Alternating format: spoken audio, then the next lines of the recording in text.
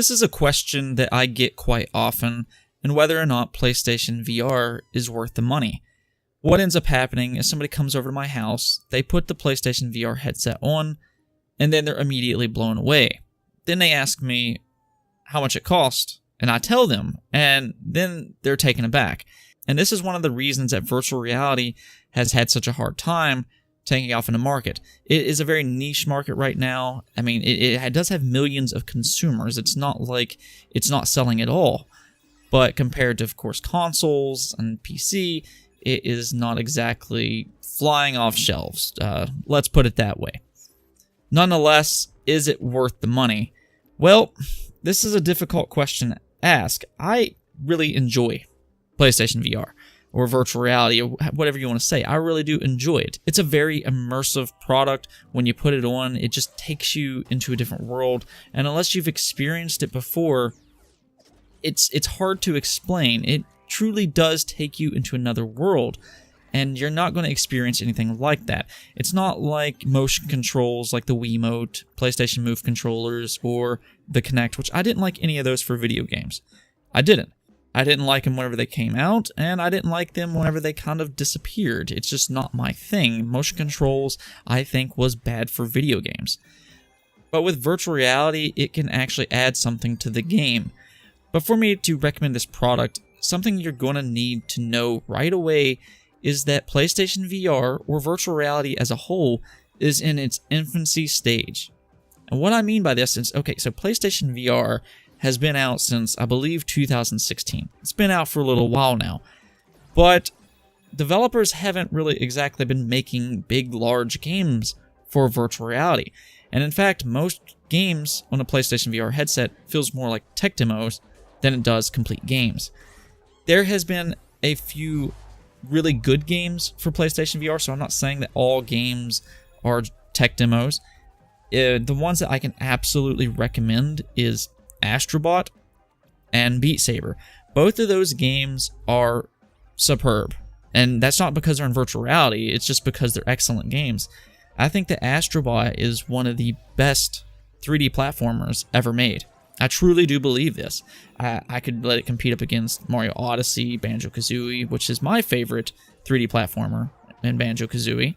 I think that Astrobot can stand toe-to-toe with any of the big 3D platformers. And this, like I said, Banjo-Kazooie is one of my favorite games of all time. Not just one of my favorite 3D platformers, but one of my favorite games.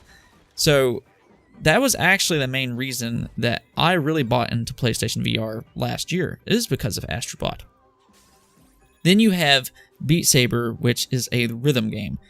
And let me tell you right now, when you see Beat Saber, it looks so simple. It doesn't look like it's going to be a great game. It's kind of like Guitar Hero years ago. If you remember about a decade ago when Guitar Hero really blew up, it's something that you, once again, you have to experience to understand the joy of it.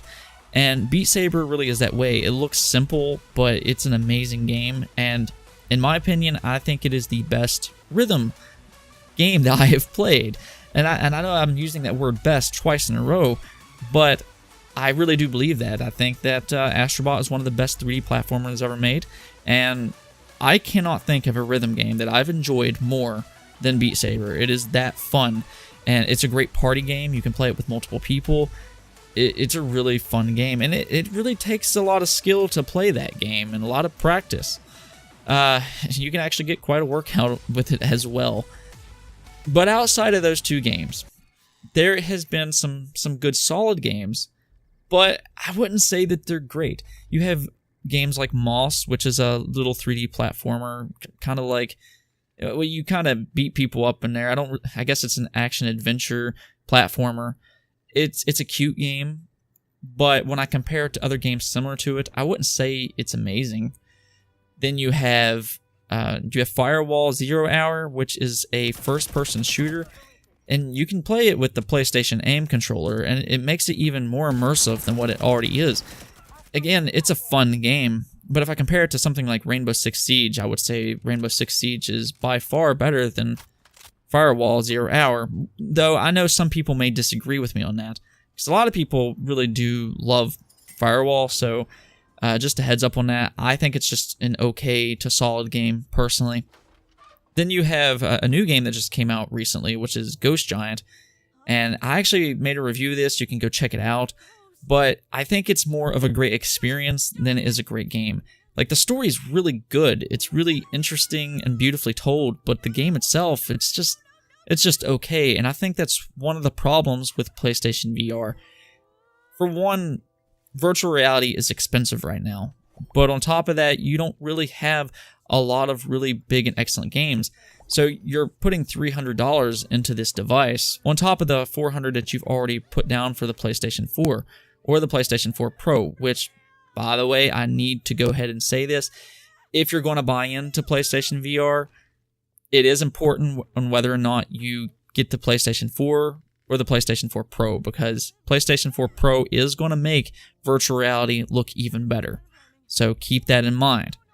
But again, back to the topic, virtual reality, it has that problem where it doesn't have a lot of great, excellent games. So you are putting a lot of money into it, and you need to come to the realization that you're not going to get a new big AAA game every couple months like you do on your consoles or your PC.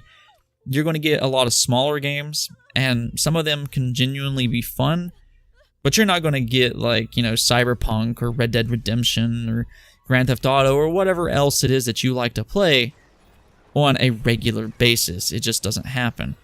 Now, I might think about making a top 10 list for best PlayStation VR games in the future to recommend you some if you do buy into PlayStation VR.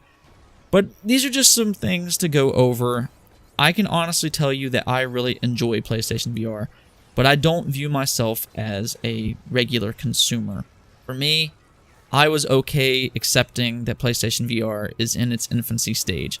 I'm okay with just having a few games that I consider to be really excellent games, and then just a bunch of average games.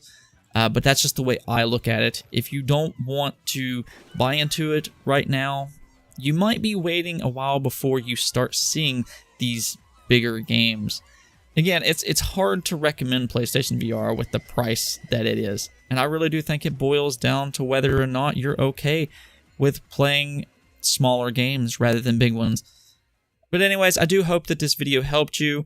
Again, I really do enjoy PlayStation VR. It really is up to you. I can't make the choice for you. But I was always okay with paying for just a few of these games personally. But let me know in the comments below on what you think, and don't forget to hit that like and subscribe button for more content. Peace out.